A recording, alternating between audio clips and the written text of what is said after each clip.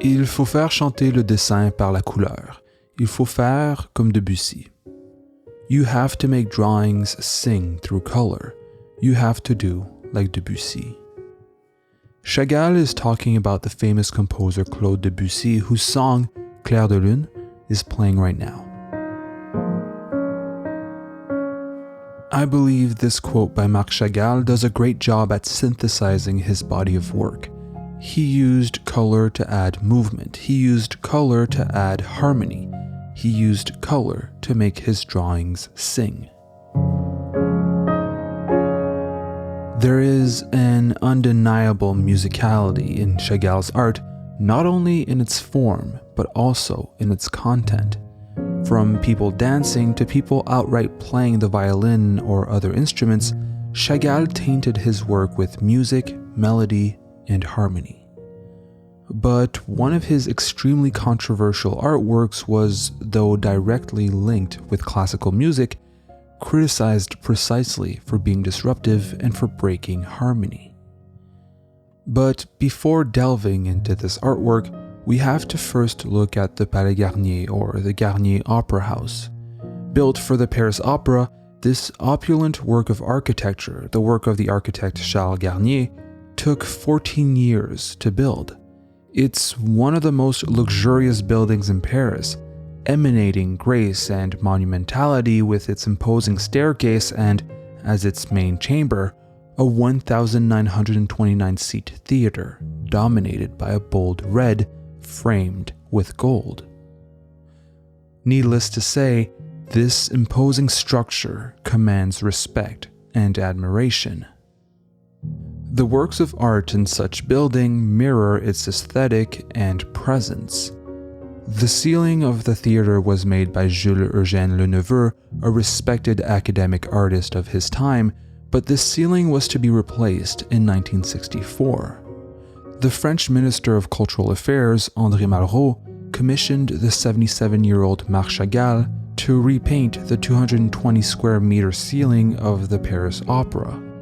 He worked months on it, knowing that this work would punctuate one of Paris's most esteemed landmarks, knowing that thousands of melomaniacs from across the world would see this work for decades, if not centuries, to come. Here's what he came up with.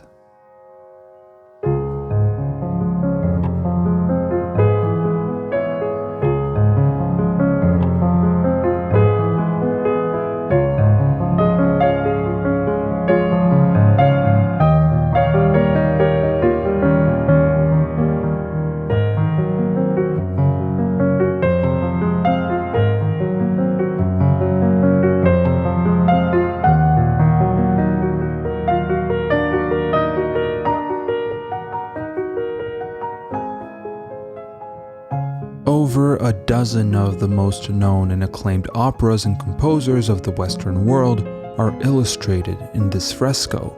Bizet's Carmen, Verdi's La Traviata, Beethoven's Fidelio, and Gluck's Orpheus and Eurydice appear on the central panel. On the main panel, you can see Mussorgsky's Boris Godunov, Mozart's The Magic Flute, Wagner's Tristan and Isolde, Berlioz's Romeo and Juliet, Rameau, whose depiction is the facade of the Palais Garnier, Debussy's Pelléas and Melisande, Ravel's Daphnis and Chloe, Stravinsky's The Firebird, Tchaikovsky's Swan Lake, and Adam's Giselle.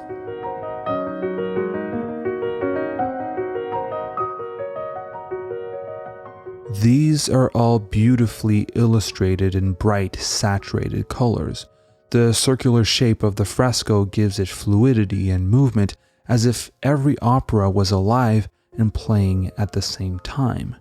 The different operas are all playing on top of each other, but they remain coherent, the same way some colors overlap but still remain beautiful. There's an internal harmony in this painting which, just like a piece of music, flows in unity. But the painting doesn't convey the same sense of harmony in relation to its setting, at least it doesn't to many people. The luxury and classical aesthetics of the red and gold theater does not concord whatsoever with its new multicolored ceiling. And this was the source of the controversy, the inconsistency created by the placement of a modern work of art in a pre-modern setting disrupts the intended harmony. The Chagall fresco, to many, sticks out, it's too loud, and it breaks the general atmosphere of the Palais Garnier. To be honest, I don't know what to think of it.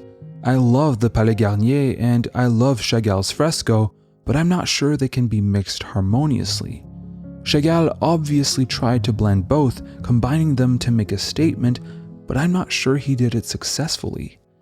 I'd like to know what you think about it. Do you think Chagall did a good job? Do you think he gave the opera house a more interesting and fresh look, or did he ruin it completely? Let me know in the comments.